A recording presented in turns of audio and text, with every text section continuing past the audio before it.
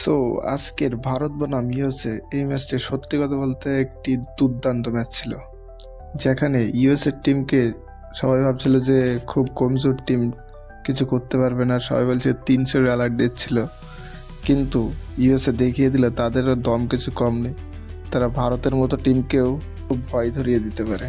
কারণ ইউএসএ সত্যি কথা বলতে যদি আর একটু বেশি ইন্টারন্যাশনাল ম্যাচ খেলতো কিংবা একটু যদি এক্সপিরিয়েন্স হতো, তাহলে আশা করি ইন্ডিয়াকে আজকে হারিয়ে দিতে পারতো।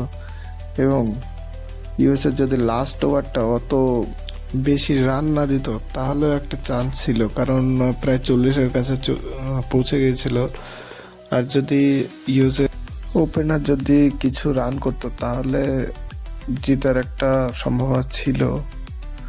কিন্তু আপনার কি মনে হয় যে ভারতীয় টিমকে কোন টিম হারাতে পারবে? একটু কমেন্টে জানাবেন। আমার তো মনে হচ্ছে কোনো টিমই পারবে না।